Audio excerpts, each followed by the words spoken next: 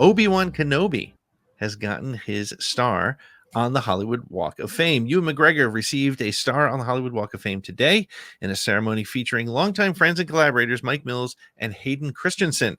In a recent interview with Variety's Todd Gilchrist, McGregor reflected on his illustrious career, acknowledging his iconic role as Obi-Wan Kenobi in Star Wars as a major turning point. And while McGregor has celebrated his career beyond the galaxy far, far away, he expressed his fondness for the character and hinted at a possible return to Obi-Wan in future projects. He shared memories of working alongside Alec Guinness's legacy, expressing his joy in capturing moments that felt reminiscent of Guinness's portrayal. Christensen, reflecting on their friendship, also recalled meeting McGregor for the first time on set in Australia, describing the actor's mentorship and ability to keep focus on the emotional core of their scenes.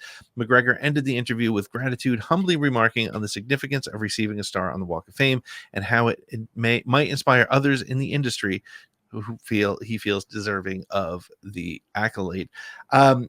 Interesting. We just were talking about Peter Cushing being replaced digitally.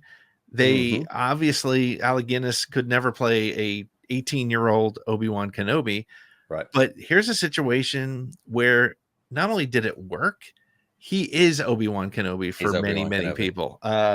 So Nick, any comments on that? First, that was my immediate first thought. I watched Hayden's speech. Somebody put the clip of it, 5.5 minutes. He did a great job. Obviously, it's very clear that those two are friends, love each other dearly, and I admire that so much. Yep. But when I was watching that, and when he kind of transitions to the Star Wars part of it, and Hayden himself says, he is Obi-Wan Kenobi, and you see Ewan McGregor light up, and you see him kind of, his chest puffs out with pride, and he beams a little bit. And I mean, you and I both grew up with Alec Guinness. Like Obi-Wan Kenobi, Ewan McGregor wasn't a thing until 1999. Right.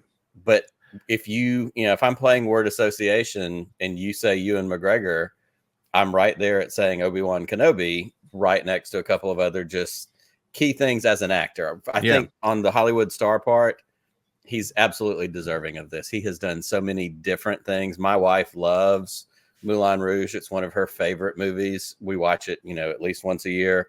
One of my favorite movies of all time that he is in is a movie called Big Fish. If anybody is watching this podcast, if you've never seen the movie Big Fish, please go watch it. It's a Tim Burton movie. It's Ewan McGregor. It's Steve Buscemi. And it's co-starring Nick Milky, isn't it? And I am an extra in that movie. That's not why it's so great.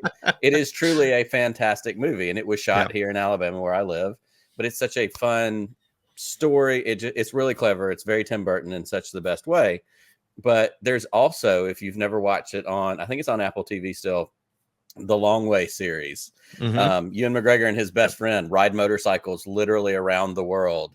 And it's this real life reality. There's like 3 or 4 of them. They go from like South America to LA, on electric motorcycles is the newer one. They're apparently planning another season, which I'm pumped about. But it gives you insight into who he is as a human being, not just the actor. Yeah. And he's seems to be every bit as good a dude as we want him to be. Like you want to hang out with Ewan McGregor and have a beer and have him say, holy shit, it's Obi-Wan Kenobi, like he does in that video of the guy at the stoplight. He's totally deserving, and the love between him and Hayden is beautiful. They're friends who went through a bunch of stuff making those movies and really connected. So couldn't be more deserving in my opinion. Yeah. And it's interesting because, again, we have now lived through, and I've been seeing a lot of memes of it lately because of the Acolyte and things like that.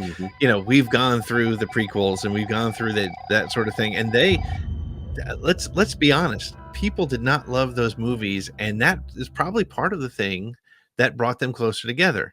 And I say they did not love those movies when they first came out. I know that the world has changed there dramatically. I've clearly I've come around it and love those movies as well. But Ewan McGregor, it is funny. Went through it together.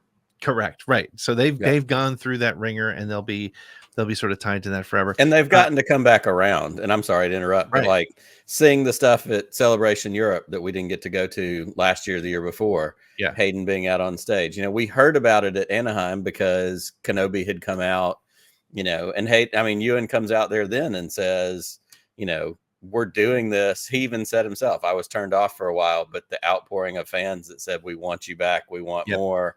Like that's what brought him back to this and brought him back to this character. And Yep. you can tell everything that's happened since the first season of Kenobi came out.